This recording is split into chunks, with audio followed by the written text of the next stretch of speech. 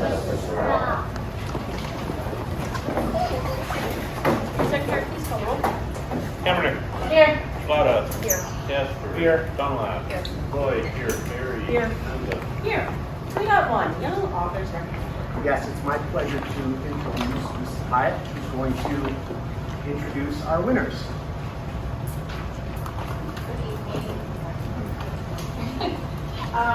For young authors, we get together as a committee. There's a lot of planning on our behalf. We invite the students to write an expository, persuasive, or narrative piece. They turn those pieces into their school. As a building, we decide who the winners would be for those particular grade bands. So we have K1, 2, 3, 4, 5, 6, 8 in the middle school. Then from there, we come together as a committee. We decide who the 4 district winners would be. One actually included the mayor in his story, so we did invite Mayor Glass and he did attend the event. We individually, each student is acknowledged, but there are the 4 winners, Explore Theater did perform their stories. So a lot of that for everybody that's included. Yeah, that's it. So now, just call the... We're going to move the board up so Okay. that we'll congratulate everybody. Okay.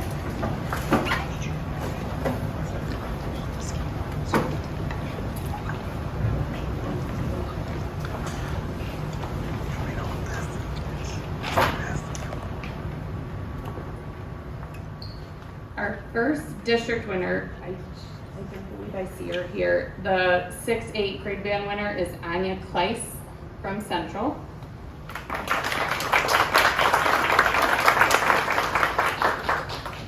Our 4-5 district winner is Jean Hicks from Cruz.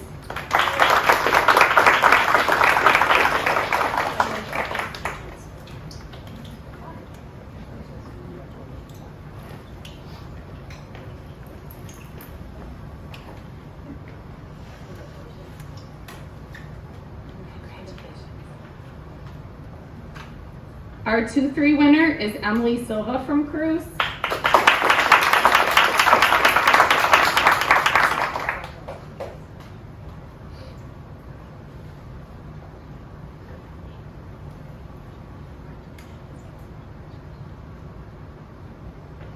And last but not least, our K1 winner is Michael Landeros from Fulton.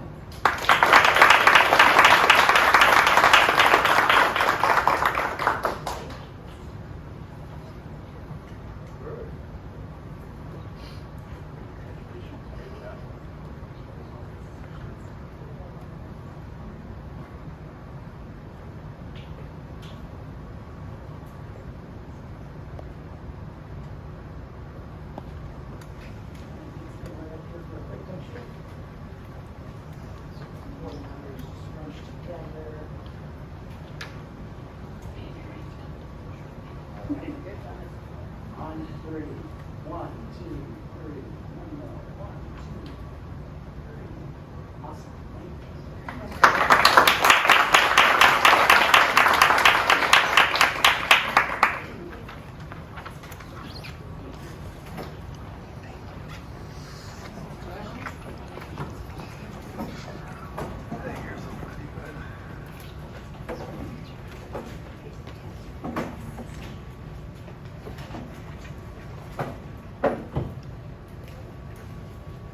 Congratulations to all our winners. We know everybody has a busy evening. You're welcome to remain for the rest of the business meeting, or if you'd like to go on about your evening, you're welcome to do that as well now. Congratulations. Excellent. All right, moving on. 4.1 Superintendent's Report.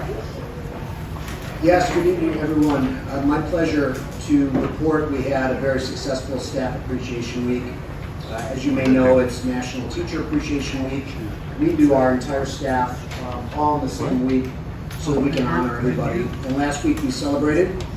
Many thanks to each and every one of our staff for all that you do, to all of our administrators, certified staff, support staff, food service, administrative support, maintenance, technology support, custodians. You all make District 146 a great place to learn and work.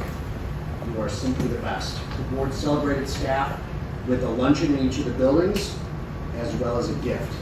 And thank you to our board for your generosity and support, and thank you to District 146 staff. It's now my pleasure to introduce Brooke Dundas, who is our bilingual coordinator, who's going to share some information about the program. We do have a presentation if the board would just come on out to your guys' seat. So what you'll see this evening displayed is a picture gallery from students, from staff, from families, as I go ahead and share some information with you. Well, thank you, first and foremost, for having me this evening. There are a lot of wonderful things happening within our department, and so I'm happy to be here and share those with you. So our English language learners are our students that have limited English proficiency and they have another language spoken in their home other than English. And within this classification of students, we have students that are born in the U.S., they're first, second, third generation English language learners, and we also have students that are newcomers, new arrivals to our country, and they're resettling within our communities. And so as we welcome them into our communities, it's important for us to realize that they may not only be experiencing cultural shock, but they also may be living through some trauma from displacement, war, conflict, violence within their home countries. And so I'm sure most of you have seen there has been a steep increase of students and families that are coming to our schools and into our communities. And so a lot of districts across our state are scrambling and struggling to meet the needs of our students and their families effectively. So District 146 has the systems, the supports, the services, the programs in place already. And so we've been quite successful at welcoming our students and their families as they come not only to learn English, but also to integrate into our communities. And so I had shared with each of you a brochure that is fresh off the press. Thank you to Keegan Kocius. He is working on creating a final draft of these, which will be printed soon. But this takes a look so that you can see who these students are within our community that we're mentioning this evening.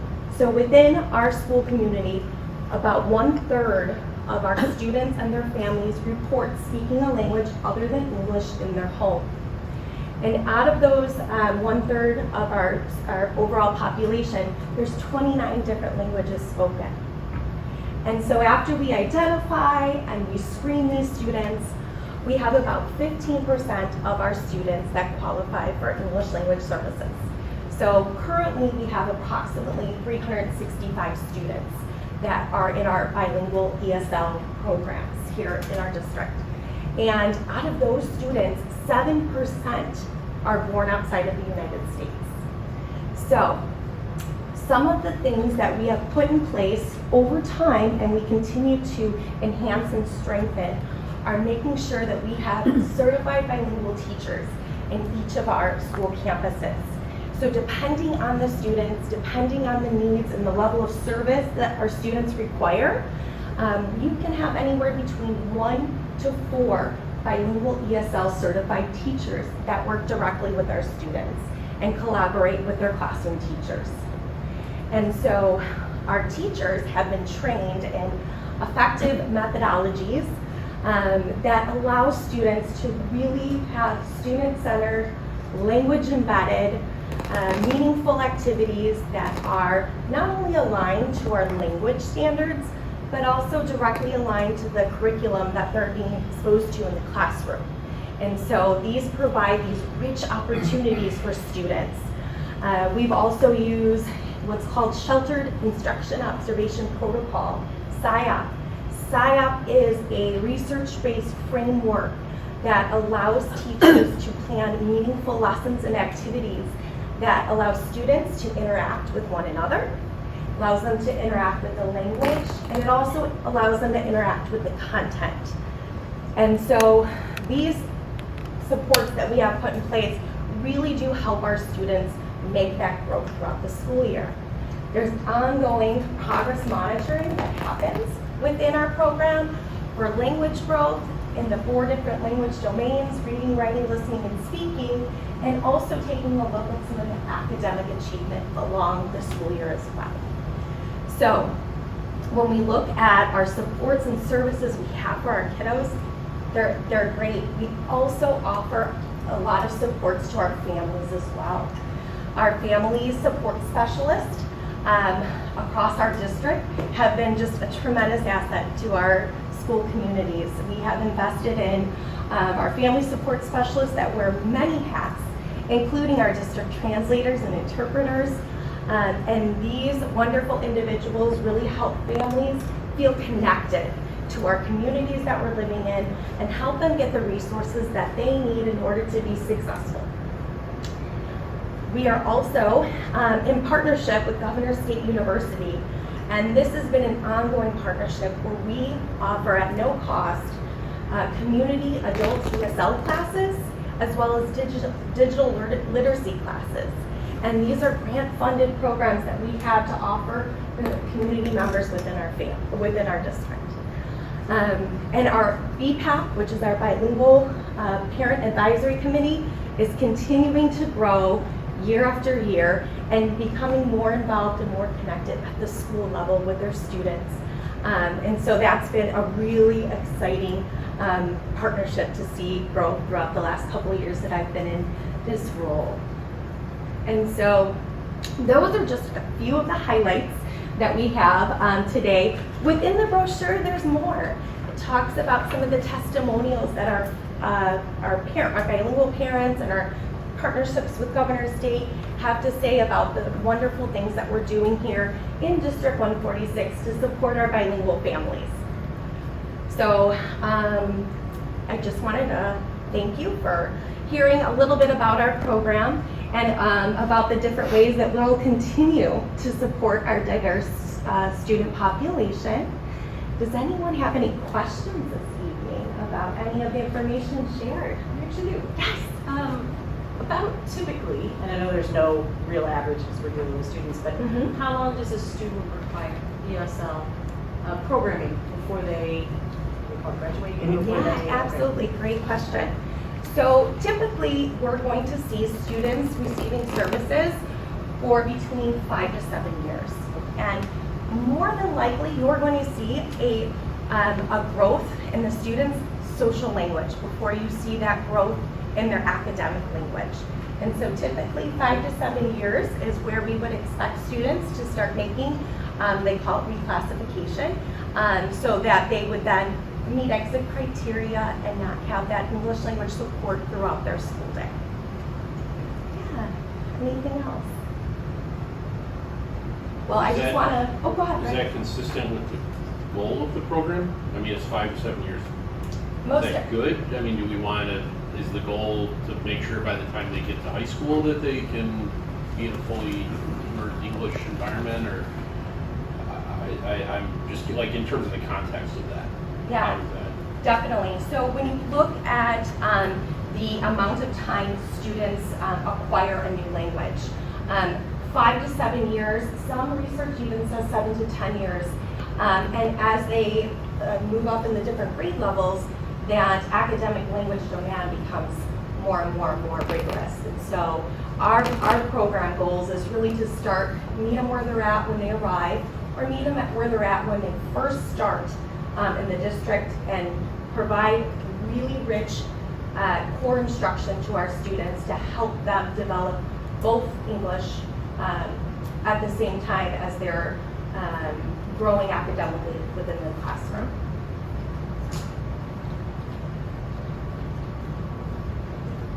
Thank you, and thank you for your continued support. Thanks, Brooke. Thank you. Appreciate that peek into your program, Brooke. You do a great job. Next in the superintendent's report, I want to mention the joint annual conference. Dates are November 22nd through the 24th. Registration opens at June 3rd, first thing in the morning. So it's our intention to sign all board members up for that unless you let Angela or me know prior to June 3rd that you're not available. The date's again November 22nd through 24th. And you know we have to strike when the iron's hot there in order to get the registrations complete and get the lodging that we desire, etc. Food service update. The board's aware that Jeff Charleston's been working with ISB to get approval for our food service RFP specs. Those have been approved. There are a number of interested vendors. J Money has participated in taste testing. And go ahead. So we had 8, so there's a group of 6 school districts doing this all together. We had our taste testing last week. We had 8 companies interested. So, and each company was required to provide 3 full meals to every taste tester. Chicken nuggets, cheese pizza, and then a third item of their choice that would appear regularly on the menu. So in 2 days' time, I was served 8 times 3 full meals, 24 full meals. And you would be surprised how much variety there actually is in chicken nuggets. There is a very distinct difference in quality among the groups, so it was Now quite. you're a connoisseur. Now I'm a chicken nugget connoisseur. Anything you want to know.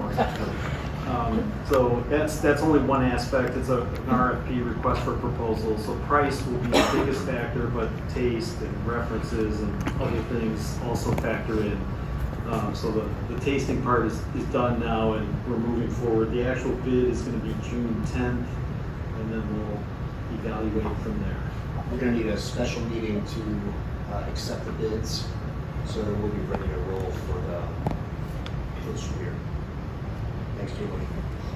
Share those nuggets next time. Congratulations to our Marion Bentley. Marion was awarded the INSPIRA Distinguished Service Award. She was nominated for her work on communication for the District 146 Wellness Fair, as well as her diligence when communicating health issues to our community, making sure that our documents are translated and of high quality. Marion works in partnership with the Communications Department, our Keegan. Hats off to him as well to accomplish these tasks. So Marion Bentley, the 2024 INSPIRA Distinguished Service Award. So our congratulations to Marion. We have a couple condolences this month. Tricia Ankowski's brother passed away suddenly on April 22nd. Trish is the media center director of FEARC. And Barb Gorman's mother, Carol June Dean, passed away at the age of 79. Barb is a para at Fulton. So our thoughts are with Tricia and Barb and their families. And that concludes the script of this report. Thank you. At 5.1, citizens may address the board at this time. Do we have any citizens? Seeing none, moving on. 6.1, union reports. I'll just do this from here. Just a couple brief things. It's getting towards the end of the year. Not that anybody's counting down, but 26. The kids have been doing the alphabet countdown for that long. They started, and today was Ruan, so we're celebrating a little bit of Hawaii. Also Memorial.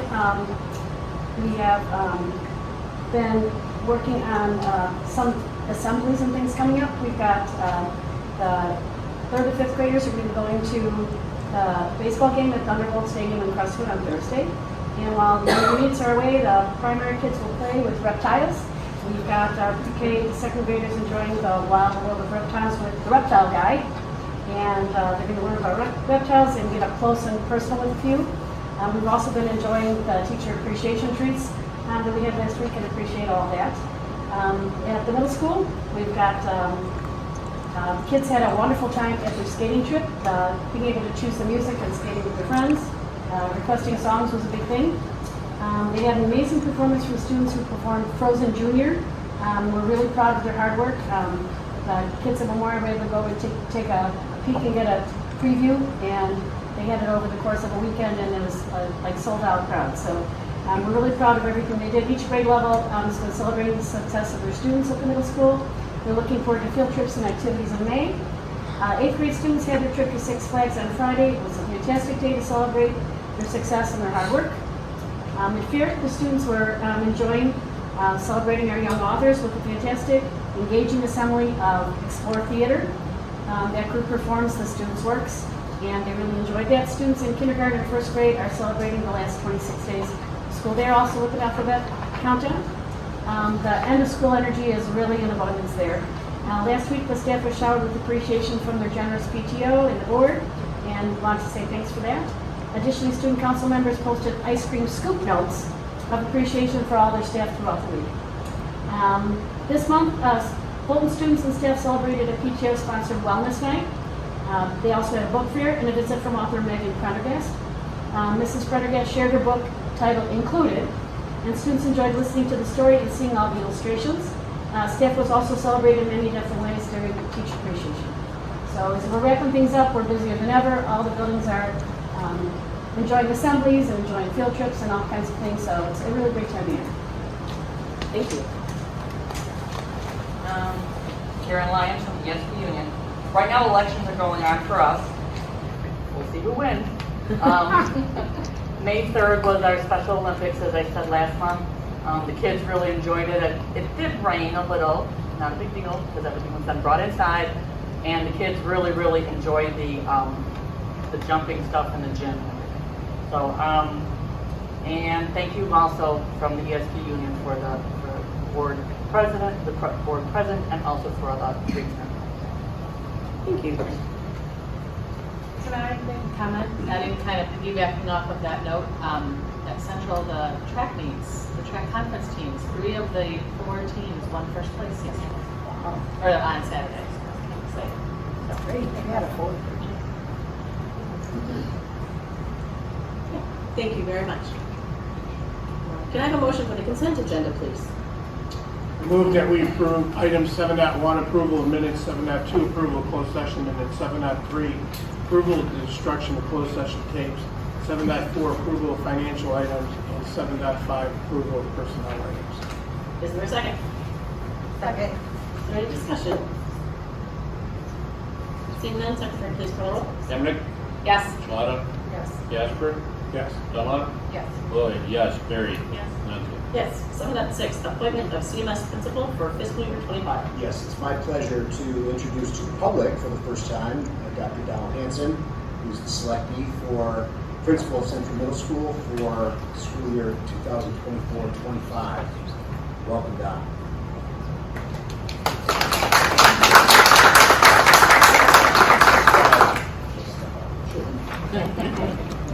I'm just incredibly excited for the opportunity. I just want to thank everybody for putting their faith in me, and I'm just ready to get the ball rolling and making CMS the best it can be. Is there a motion? I move that the Board of Education approve the appointment and contract for Dr. Donald Hanson for the Central Middle School principal position for the FY25 school year. Is there a second? I second. Any discussion?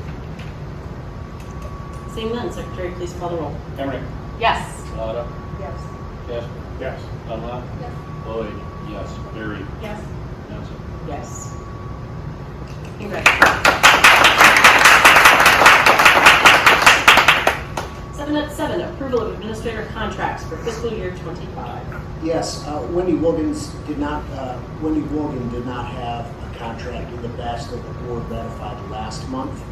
So we have a contract for her for 2024-25 school year. So that's it. Is there a motion? I move that the Board of Education approve the FY25 administrator contract for Dr. Wendy Wolgan as presented. Is there a second? Second. Any discussion? Secretary, please call the roll. Emmerich? Yes. Shalata? Yes. Jasper? Yes. Dunlap? Yes. Lloyd? Yes. Barry? Yes. Menzel? Yes. 7.7, approval of settlement agreement and release for former employee. Yes, as the board's aware, we have this agreement for board ratification between the school district and the former employee, which is a release and settlement of claims. Is there a motion? I move that the Board of Education approve the settlement agreement and release with Bridget Ryan to resolve case number 22-L-9509 in the Circuit Court of Cook County. Is there a second? Second. Any discussion? Secretary, please call the roll. Emmerich, Yes. Shalata, Yes. Jasper, Yes. Dunlap, Yes. Lloyd, yes, Barry. Yes. Menzel. Yes. 7.9, approval of gift to Cruise Education Center. Yes, as you know, the board needs to ratify acceptance of gifts in the amount to exceed $500. This project that you think for at Cruz School is preparing to give exceeds that by quite a bit. You'll have renderings in board docs for an outdoor learning area in gazebo style and surrounding benches. I recommend the board accept this gift so we can begin construction. Is there a motion? Move the Board of Education approve the gift to Cruise Education Center from the Cruise PTO for an outdoor learning space as presented. Is there a second? Second. Any discussion? Secretary, please call the roll. Emmerich, Yes. Shalata, Yes. Jasper, Yes. Dunlap, Yes. Lloyd, yes, Barry. Yes. Menzel. Yes. 7.10, approval of equipment to be declared as surplus for sale, donation, or disposal. Yes, you'll see this list attached in board docs. There are a number of items that have been added since it was an info item last month. Those items are highlighted in yellow in board docs. These are items that need to be declared surplus before they are disposed of or sold. Is there a motion? Move that the Board of Education declare items as surplus for sale, donation, or disposal as presented. Is there a second? A second. Is there discussion? Secretary, please call the roll. Emmerich, Yes. Shalata, Yes. Jasper, Yes. Dunlap, Yes. Lloyd, yes, Barry. Yes. Menzel. Yes. 7.11, approval of board meeting dates fiscal year 25. Yes, there's been no changes to the calendar since this was an info item last month. These dates were arrived at through our normal process of committees of the whole and regular board meetings. Is there a motion? I move that the Board of Education approve the schedule of board meeting dates for fiscal year 25 as presented. Is there a second? I'll second. Any discussion? Secretary, please call the roll. Emmerich, Yes. Shalata, Yes. Jasper, Yes. Dunlap, Yes. Lloyd, yes, Barry. Yes. Menzel. Yes. All right, information items. 8.1, school board conference attendance for 24-25. Yes, it's customary this time of year, the board to reaffirm its commitment to policy 2120 with regard to board members' participation in board development at state and local meetings and conferences and the like, the most obvious of which is the joint annual conference in November of every year. So we will be asking the board to affirm that commitment at the regular June meeting. Thank you. 8.2, general education transportation contract renewal. Yes, ABC is our bus company, and they have approached us with a proposal for a renewal. So it's in board docs if you want to read it. It's a 2-year proposal, 12% total over 2 years, 6.5% the first year, 5.5% the second year. They started higher than that. I cut it down a little bit, but that's about the best we're going to do. It's just the world that we live in now. Costs for everything on their end are going up, and they're passing them along to us. We are happy with their service. The bus driver shortage seems to be better for now. So I'll be recommending this for approval next month. Didn't we agree to a 2-year deal with them last year? No, it was 1 year, but it was 2 tiers. We had a different rate depending on whether they were on time or not. And they're not doing that with us this year? They're not doing it this, they didn't propose it. We kind of don't want it this year either. I would say 98% of the routes are on time now. This was kind of done when they were short drivers, and so we were trying to incentivize them to prioritize our district, and it seems to have stabilized. Any questions? Okay, 8.3, Ed Center flooring project.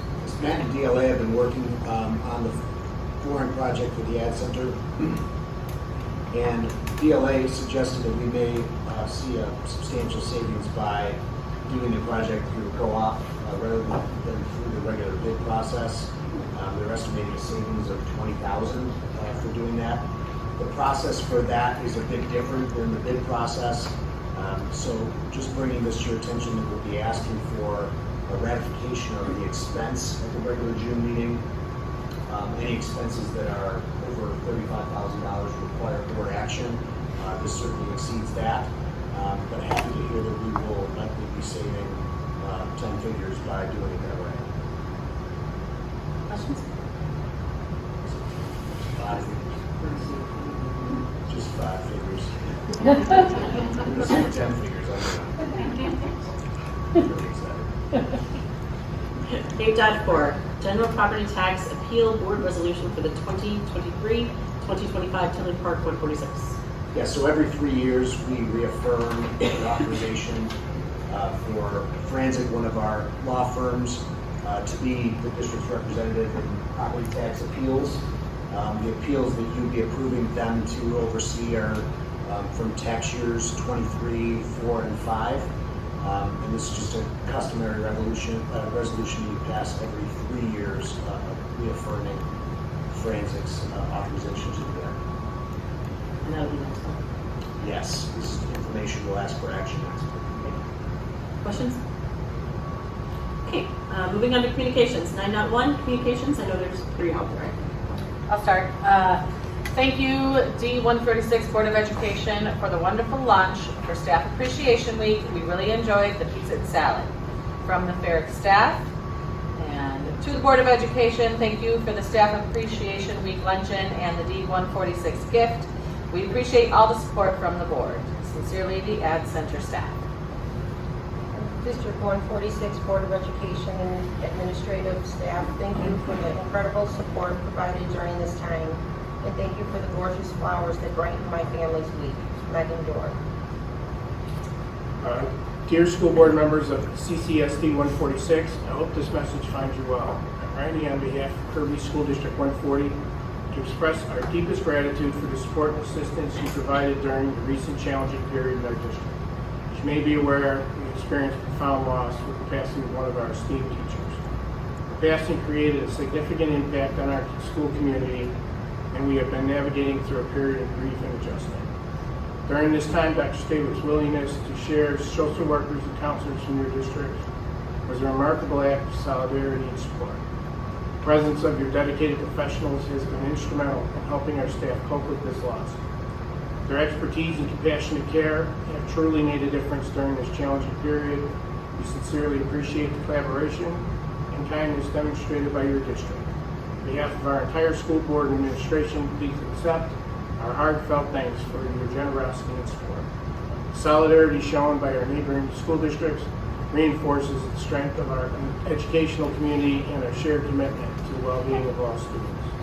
Thank you once again for your invaluable assistance during this challenging time. We look forward to continuing our positive collaboration to benefit our students and schools. Daniel F. Callahan, Superintendent, Kirby School District 140.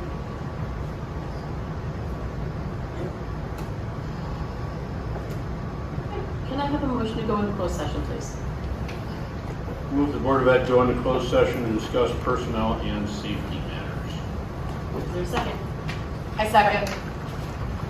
Secretary, please call the roll. Epic.